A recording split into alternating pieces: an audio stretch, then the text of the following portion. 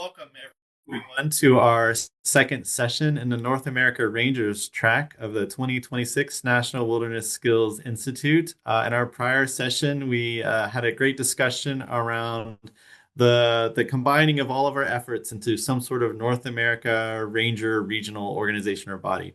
For this session, we're going to dive deeper into the individual associations that are currently members of the International Ranger Federation. And I'm going to pass it over to Mark, who is the current North America regional representative for the International Ranger Federation. Thanks, Mark.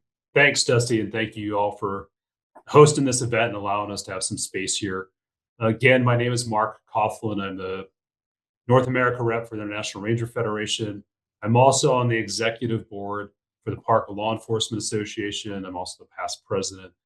And I've reached out to a lot of folks here and a lot of associations here that are part of the IRF to kind of talk about their association and share what these things do and kind of learn from each other and kind of learn what these other associations do and how they're organized, kind of the size of their organizations, what their missions are, how they started, and how are they serving their association members. So again, we appreciate this time. This is a really good chance for all of us to get together and share all the good things we do for the ranger profession and for our folks. And with that, we'll get started. I kind of have a list here, so we keep it somewhat in order.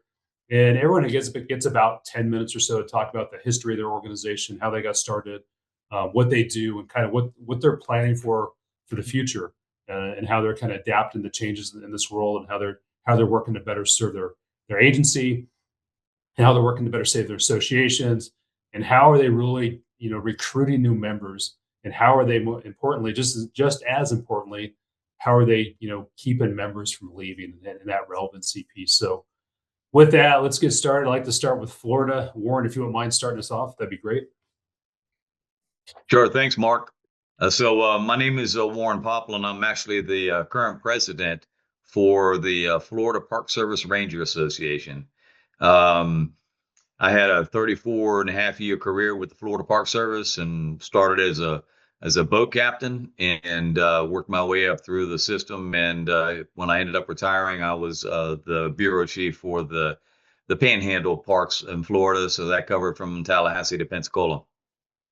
So fortunately, I'm retired now. So I have more time to do some of those things that are very important to me, and got 5 grandchildren now. So that's probably the most important thing. At least that's what they tell me. So anyway, the Florida Park Service Ranger Association, our mission is supporting those who serve Florida state parks, past and present, by providing financial assistance, cultivating a family atmosphere, and perpetuating the spirit of unity and service. And so what that means is we really focus on the people, the staff of the Florida Park Service, volunteers and or part-time, full-time, etc. So the history of the Ranger Association started in 1989, and it was a group of retirees that had gotten together and said, hey, you know what, we ought to take some time and get together every once in a while. And so it started off creating the Florida Park Service Alumni Association. And interesting thing with that is kind of like if you have alumni of FSU or whatever university, well, that's kind of like the people that have been there and they're no longer there. And so we found that all we were attracting was people that were retired. And so we wanted to be more inclusive for those that are current employees. So we changed it to the Ranger Association. And that has helped a tremendous amount because it makes it more appealing for those that are current employees, as well as the ones that are past. So that was a big thing, was we found that our name was not very attractive as far as that part went. So we are kind of open as far as who can join our association.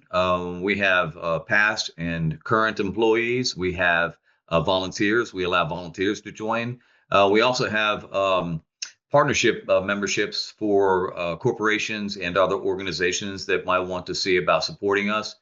That also helps with some concession operations and that kind of thing that would like to be part of our group as well. So that makes us very much inclusive, which we found to be very successful as well. They also, a lot of times, the corporations and the businesses, they'll sometimes sponsor things that otherwise would be a little bit more challenging to get the necessary funds for accomplishment. So we do work alongside the Florida Department of Environmental Protection, the Division of Recreation and Parks. We find that it's very important because we are a separate entity, and we're like we're not consistently working with the Park Service itself. None of us are paid, so we want to make sure that whatever we do as a kind of like a sister entity is to make sure that we're not doing anything that can be contradictive or conflicting with their goals. So we work diligently with maintaining that relationship.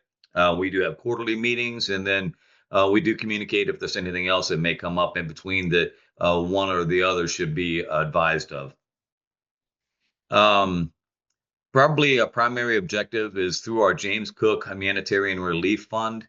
We provide financial support for staff members and or volunteers that have encountered some kind of a financial hardship, whether it be unexpected medical bills.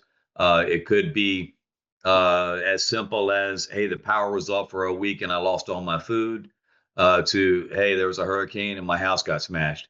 So we provide financial assistance for that. Ranging has been from $250 to $1,000. We're not there to cover the rebuilding of a house. We're there to come in for a stopgap, say, here's $1,000, go get a hotel and a meal. And that's what our objective is. We are looking at raising that limit up to about $2,500 because nowadays $1,000 doesn't go very far, as everybody's very well aware of. So nominations are come in, and they're evaluated from an independent team, and then from that point they go ahead and get the distributions that are taken out from there. To date, we've given out about $250,000 to about 300 recipients. So it's a great thing, and I know that there's many testimonies from folks that have been recipients of this, is how moving and touching that was, that people actually care and want to be able to help them get over that initial hump from a tragedy. So you're probably wondering where all the funds come from. So we do have raffles. Once a year, we do an auction, and the auction is a lot of fun. It's it's always stuff that has to do park related or antique-ish or something like that. So, all of us working in parks, there's something that's comical out there that would be fun to put up for auction. And those are the ones that generally make the most money on the auction side of things. We had a terrible painting that it was kind of like the wall of shame. So if you ended up with that thing on your wall in your office for a year, every year it kept coming back every year. So it's kind of cool. So you may want to think about that as an opportunity to generate revenue for your entity as well. Let's see.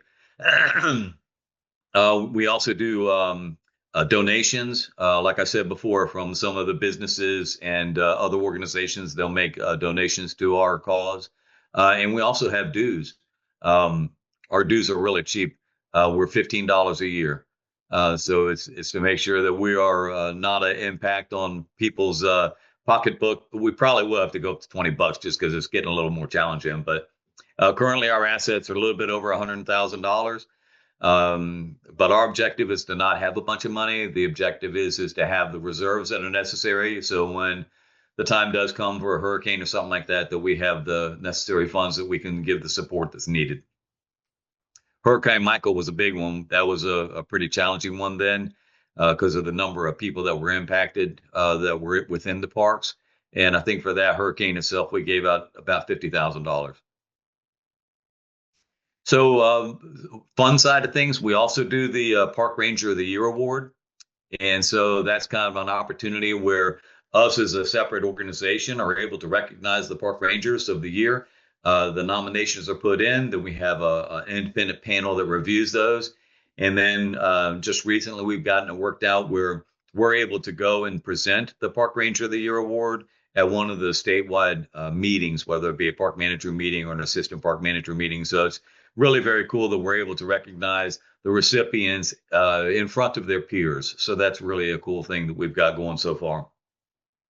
We also do the Carlos Maxwell Award, and it's kind of like those that have done an exceptional career accomplishments. So that's kind of a cool thing that we're able to do there.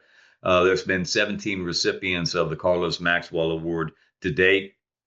Carlos Maxwell actually worked from 1938 until I think 1969, but he actually worked with the Civilian Conservation Corps and then worked his way into one of the first employees with the Florida Park Service. So he was pretty significant with his career.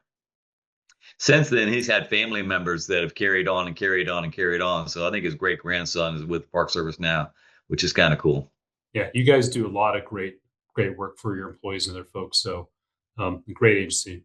So thank you, Warren. We appreciate it. And I got to talk to you about some of that fundraising. You guys do some amazing stuff. Hey, keep it on the East Coast. The folks from ANPR, if you wouldn't mind jumping in next. Glad to be with you today. I'm with the Association of National Park Rangers, currently a board member. And we are an organization that was formed in 1977, mainly to support our park rangers of all stripes, from law enforcement to interpretation, backcountry maintenance, administration. And we host an annual ranger rendezvous that occurs generally in the fall, October, November, where we all, where many of us get together. We're a group of about 700 members. About 100 or so make it to the rendezvous on any given year. So we serve as an advocate for the National Park Service and the National Park System, and for the ranger profession. We do have members who are current Park Service employees, but also from other agencies, Forest Service, BLM, some state parks. So we're open to any who want to join. We try to enhance training opportunities and networking among park rangers for career growth. We were instrumental in helping form the International Ranger Federation back in 1992, where we signed the original founding document in the United Kingdom's Peak District National Park, alongside the Countryside Management Association and the Scottish Countryside Rangers Association. We support cooperation and knowledge exchange among rangers globally to improve effectiveness. And in 2016, ANPR hosted the 8th World Ranger Congress in Estes Park, Colorado, outside Rocky Mountain National Park. As I mentioned, anyone can join. Membership in ANPR is open to all individuals interested in the National Park Ranger profession and persons who support the profession in, generally speaking, regardless of race, color, gender, religion, age, sexual orientation, national origin, or mental or physical disability. Membership options are, in general, the annual membership is $80 for a permanent or retiree, $50 for a seasonal student or volunteer. And currently, we're running a special with for this year, free membership, trying to just boost our ranks so anyone can join for free at the moment.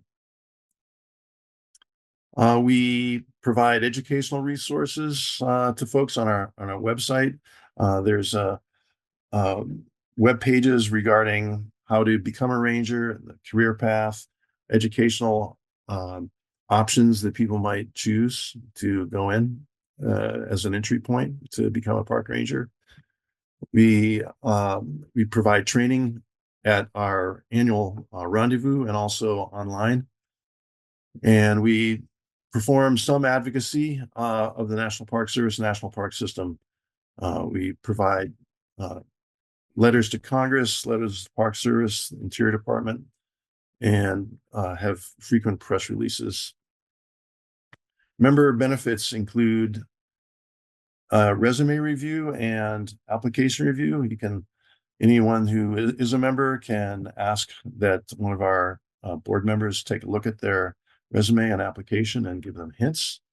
We have a Ranger Emergency Relief Fund that provides financial grants during natural disasters or during periods of administrative job cuts.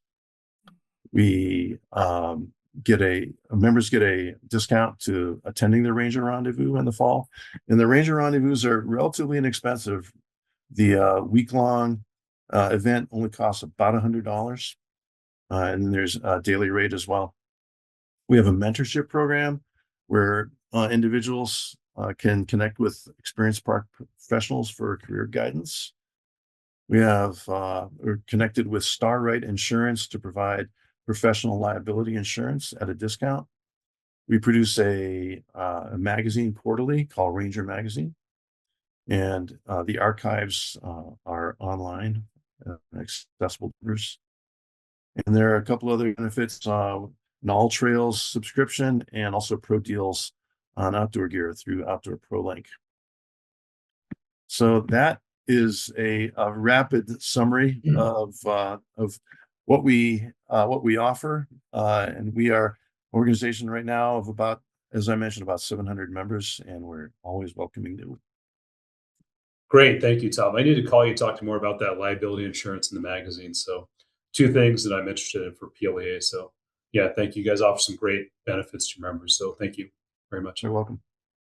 Hey, moving across the country, maybe go to Andy with Tennessee next. All right.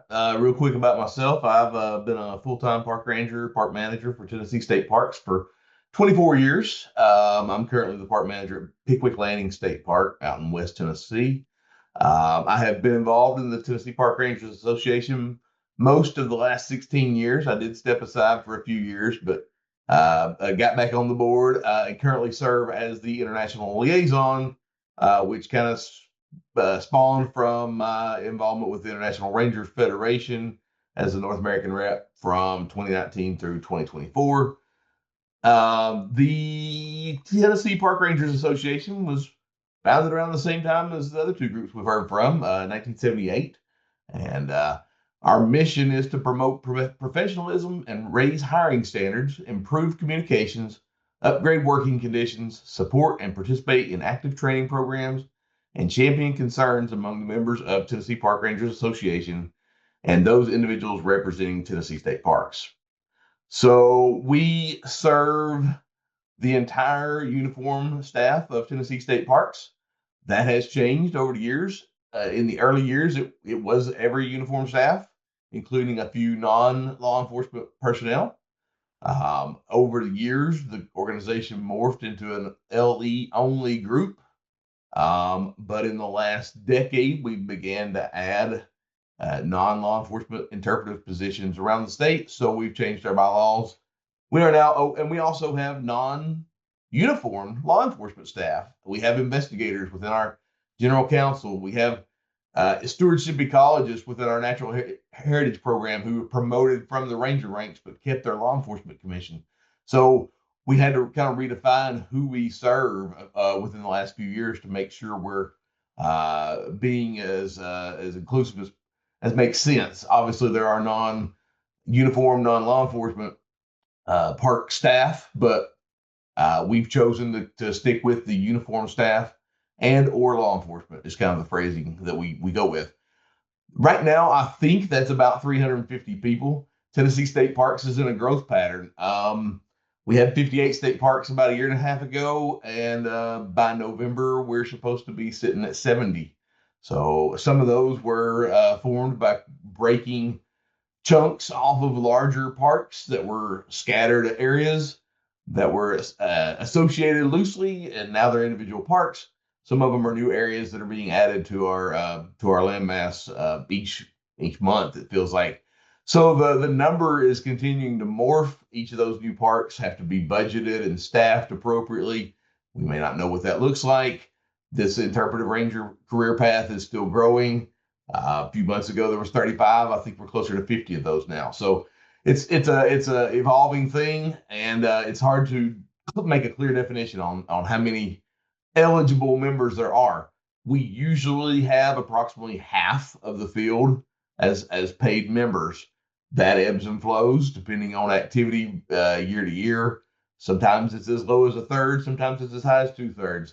I think we have hit 3/4 a time or two when we put a few incentives out there.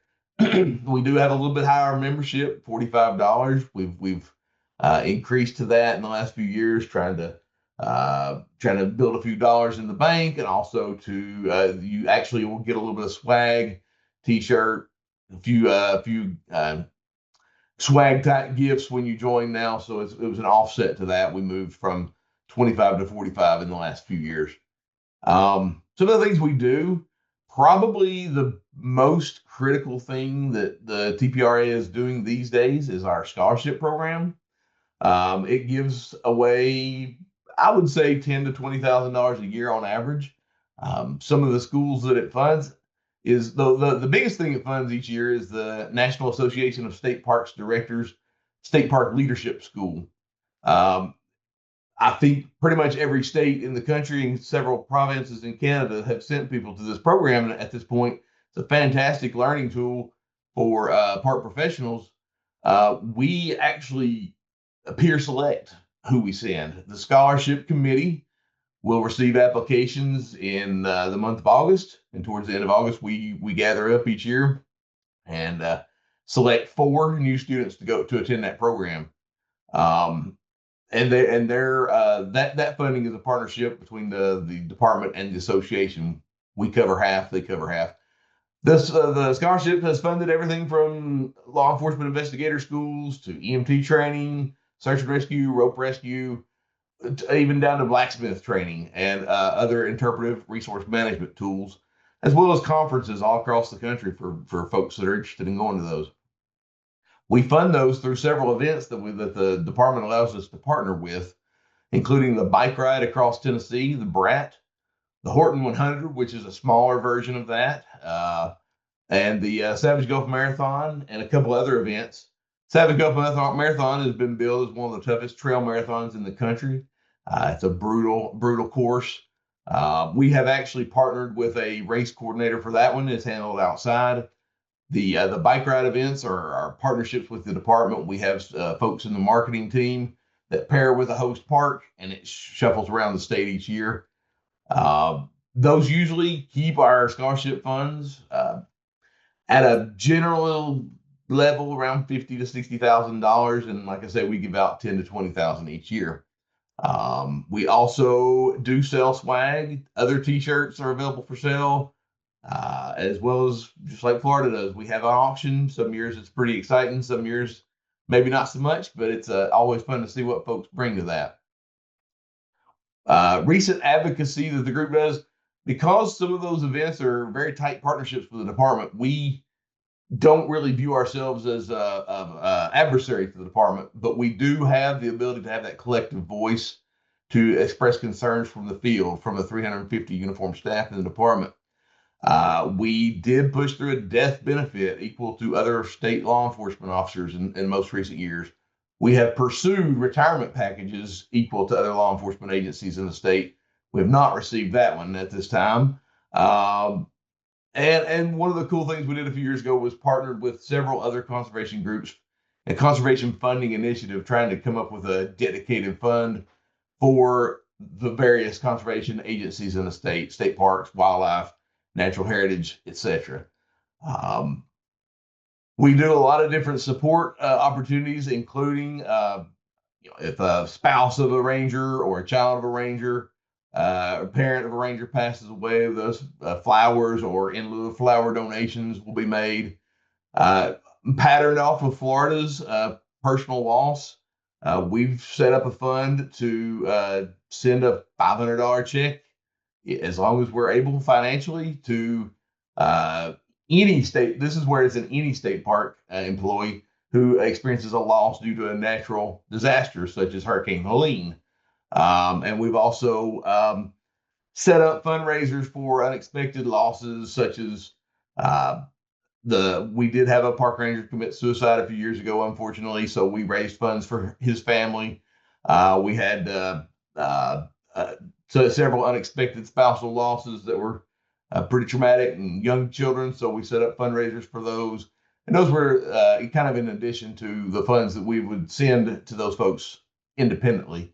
Wow, you guys are very, very active. And that race funder sounds fantastic. And we need to move on here a little bit. I need that blacksmith school. My wife has a couple of horses and they're getting expensive. So I'm going to apply for that next year. Thank you, Andy. You guys do some tremendous work. Hey, moving across the country, Matt with the Rocky Mountain Ranger Association. I have you next on my list. Great. Thanks, Mark. I appreciate it.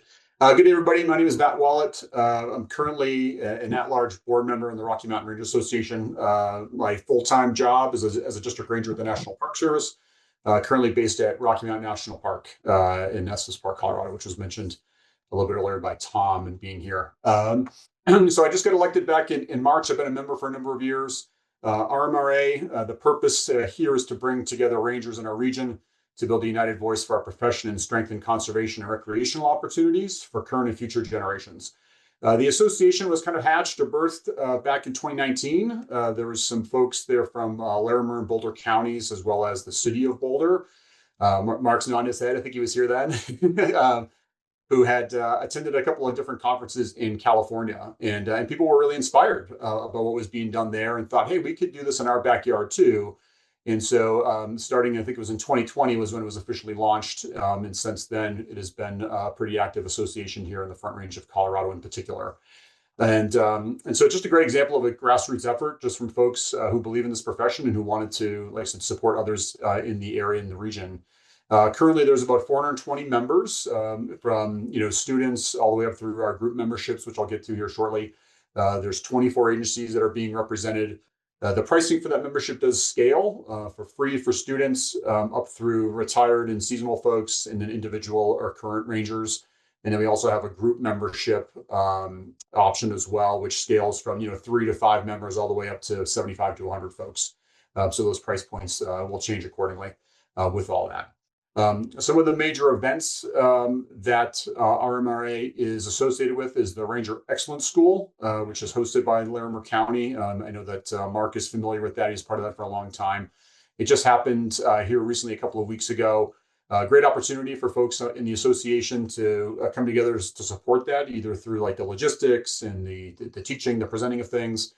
This year was a little bit different than last. Everybody kind of assimilated it to budgets and just kind of where things are right now. So the participation in that was a little bit lower, in particular with folks from out of state. Last year it was pretty significant number of folks who came from Reno and Arizona and a variety of places. As part of that, we do a little tour of Rocky Mountain. So I was able to meet some of those folks last year and just coordinate with one of our former seasonal rangers who now works for Larimer County. Who's a good tour guide in his own right, in addition to a few of us who were kind of like jump-in guest speakers to kind of fulfill the day for them.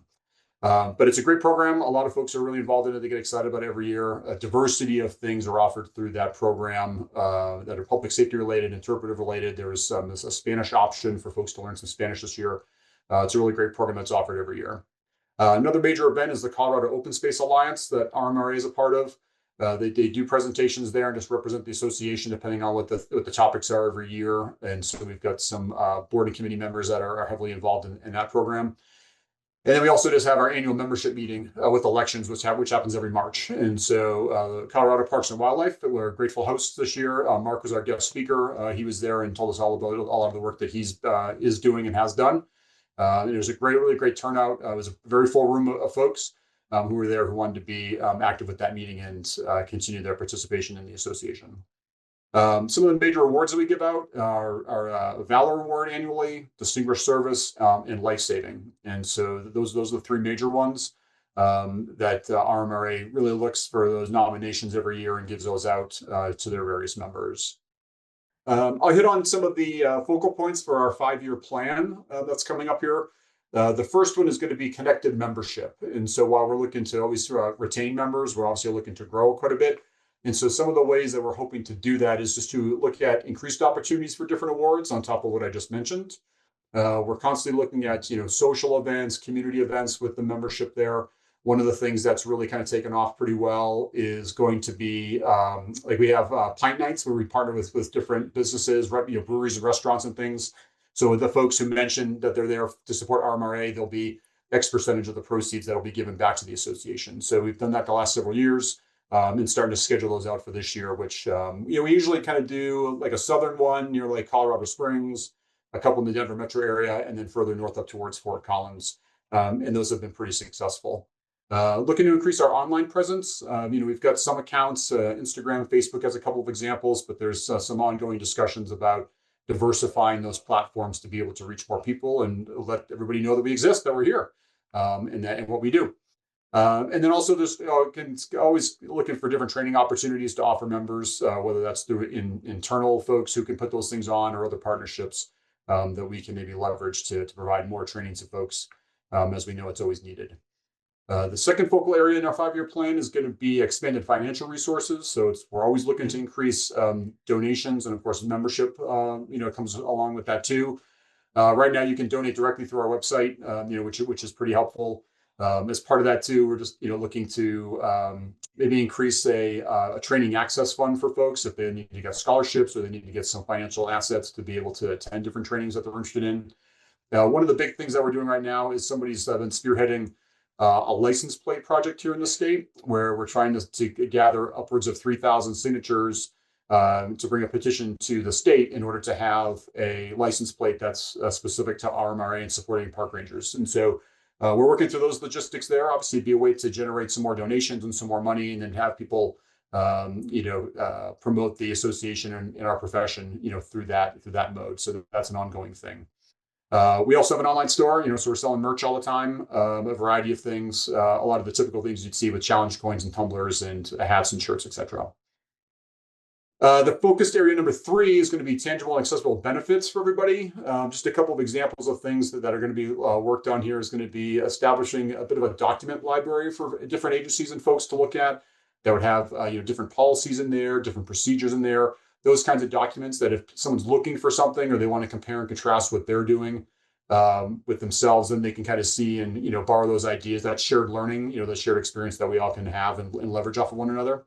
We're looking at further development of a language development program. We've been able to offer some in-depth Spanish classes for folks, and so we're looking to broaden that further, either through that language or others that people might have an interest in. And then always exploring different pro deals, just so people can get some more equipment and gear as they wish to. Let's see. The last one here I mentioned was the expanded membership. And so, it started out in the Front Range of Colorado, and it has branched out quite a bit.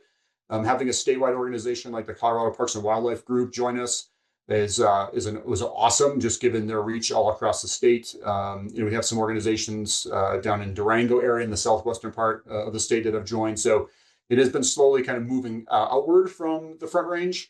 Which has been really, really great just to see a lot of those folks be excited and be interested to join. So continue to do those kinds of activities there with recruiting member agencies.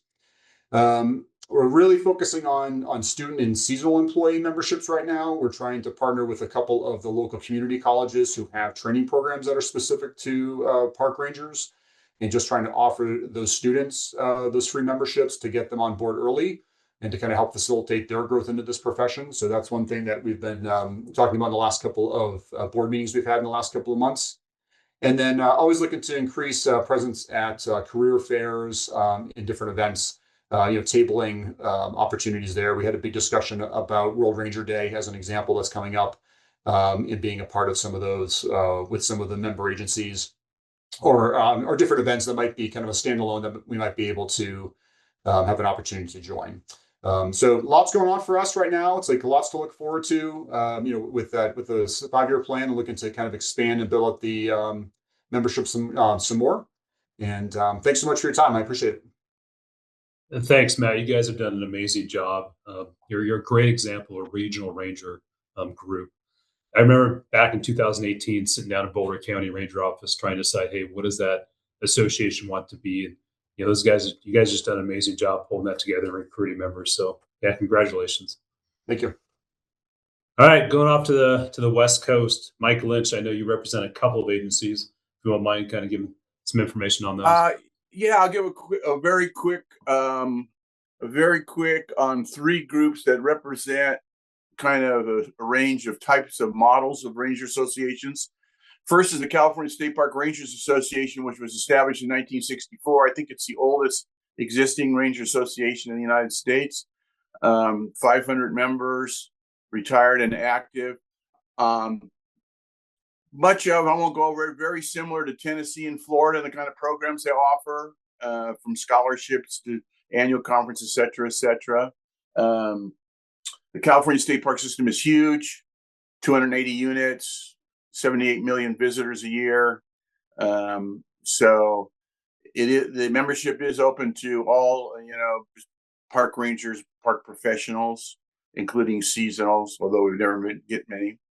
One unique program we have that's been very successful is we started a net for retirees, the Gray Bears, and they don't have to be a member of the Range Association, but it has like 600 people and is super active, and the association just maintains that and polices it, and that's been very successful without, just a little bit of work. So something to think about for other groups.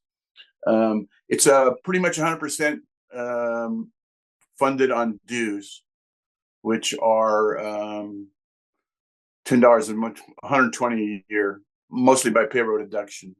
So the second group I was going to talk about briefly is PRAC, Park Ranger Association of California. Completely different model. PRAC's membership is made up of local, regional, city, county park rangers throughout the state. They recruit individuals and not associations. Their primary thing is they have an annual training conference that is very successful and supported by agencies. A lot of these small local agencies don't have their own park ranger training program, and they've filled this niche California-wise. They're not very active, sometimes a little bit on issues, but their primary thing is this training, which they get 100, 120 people, and almost all of them are supported 100% by their agency, which is really a rarity in the world that I normally live in for conferences, right? So they are sustained mainly by dues, and they're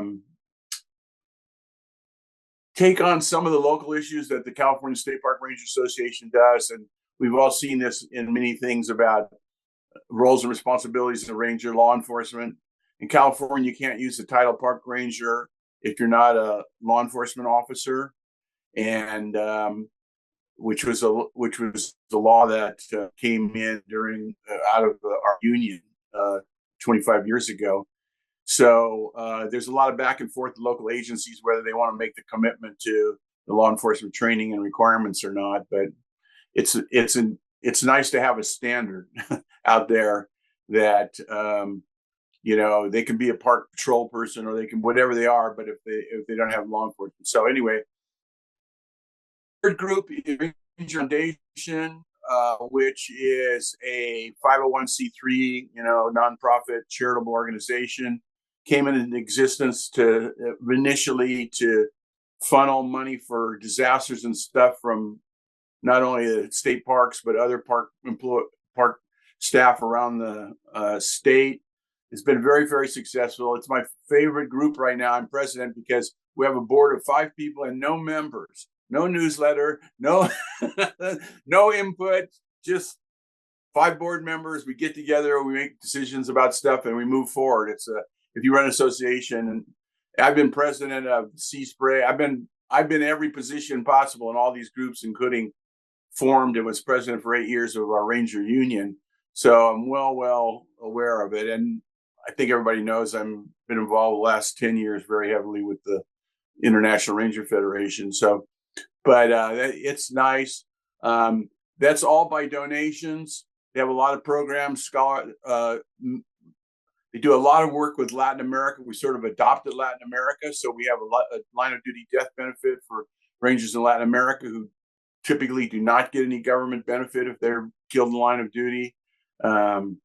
Disaster relief, equipment grants. We have about 100,000 in the bank, kind of like Andy or Tennessee was talking about, having a reserve so that when something comes up, we can get money out directly. We do $1,000 on an email receipt to people who've been burned out or whatever. And so that works pretty good. So that group is going good. They support a lot of programs there's a lot of state park and state programs that, one-time things that they support. So, and I would add in my final few minutes that I'm also an elected member of a local park and rec district where I live in Auburn, California. it's great being on a board as a board member with good staff. You just sit there and everything comes to you all in binders and all ready to go. And I love it. But I get $500 stipend for that group. And I'm always committed to giving that 500 away to park related stuff. So while you guys were all talking, I gave 100 to Tennessee and 100 to Florida and 100 to Rocky Mountain. And I'm already a life member 6 times over with ANPR. So I'm not giving any more there.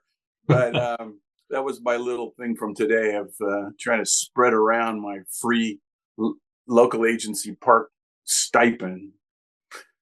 So I don't know if anybody has any questions about it. You know, there's 3 really distinct models right there in California of ranger related groups. Well, thanks, Mike, for the updates. As you can tell, Mike has a passion for the park ranger profession.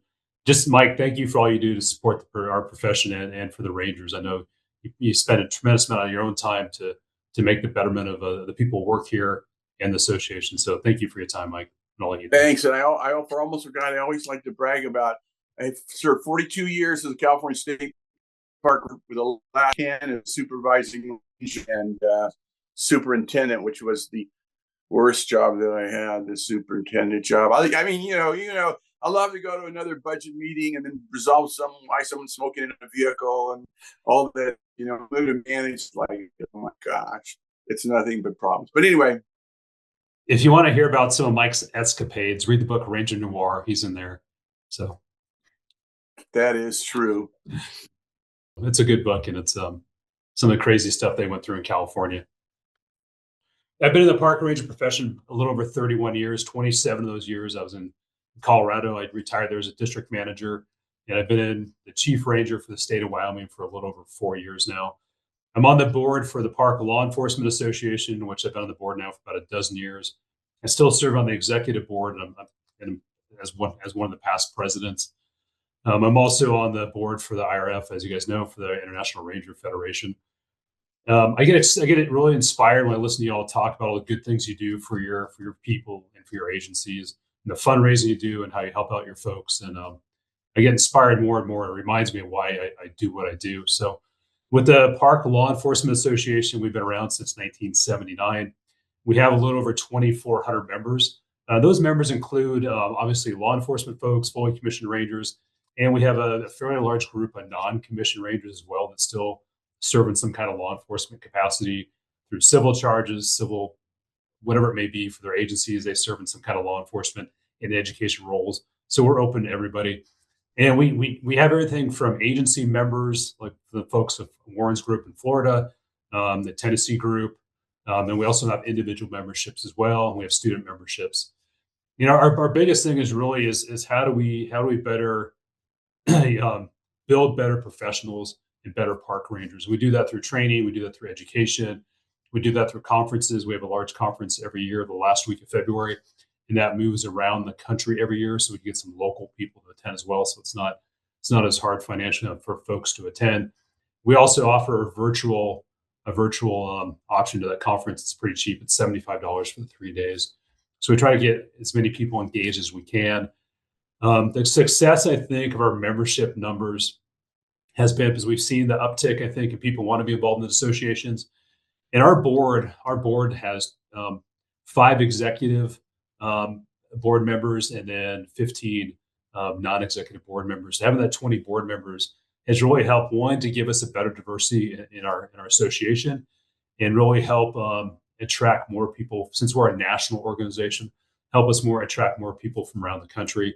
We've done a really good job with our marketing and branding the last 5 or 6 years, updating our websites, really focusing on kind of what we offer to our members. Obviously, it's the education and training piece we talked about, some of the expert voice discounts on gear. We also have we're sharing more information, policies, procedures, things like that with our members that need help, FTO programs, you know, any policy or procedure you can think about. We're getting better about networking and sharing those opportunities. At our conference, one of the best parts of our conference is the hospitality room. Every night of the conference, there's a free hospitality room, all the drinks, food, stuff you need. And that's kind of a landing spot for people to go before we go out to dinner for the night and then afterwards. And that networking piece has been really big for us, and having that social atmosphere, making new friends, making contacts that really helping folks out. That's been a huge success for us. We did transition from a 501c6, is which we had when we started back in 1979, to a 501c3 to give us better tax advantages and to get us better donations. We have a large college scholarship fund as well. We give out $1,000 scholarships. We give out several of those a year to students who are going to college to be a park ranger, not a game warden, not some other field, but specifically to be a park ranger. So we help educate those folks.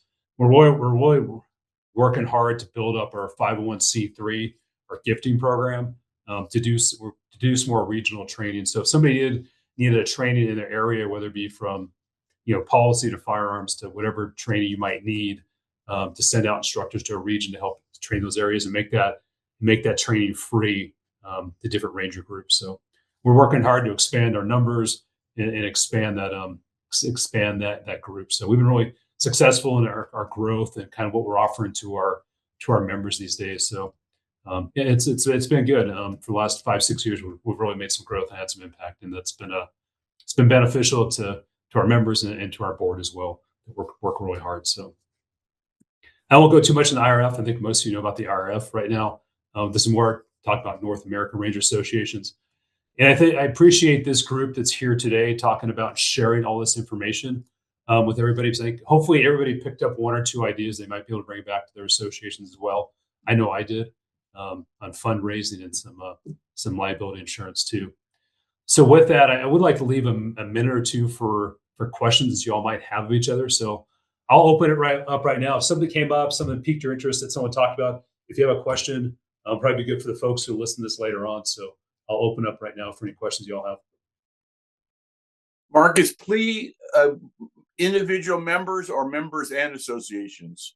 It's members and associations, individuals and associations. Again, there's people who fall in those gaps, but they just don't fit into an association. So however you like, and there's student memberships as well, and private companies as well. So Matt, I'll ask you real quick. How are you guys still recruiting a lot of new members and agencies in your group?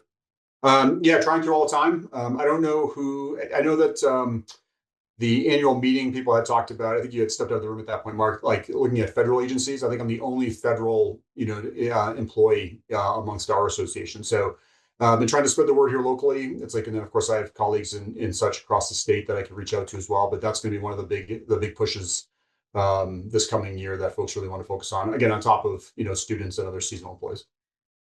Yeah, great, thank you. I just really want to thank again our associations that joined us to share more about them. If you're a part of association or another association that might be interested in joining this group and being a part of the International Ranger Federation, please reach out. Great. Thank you, Dusty, and everybody.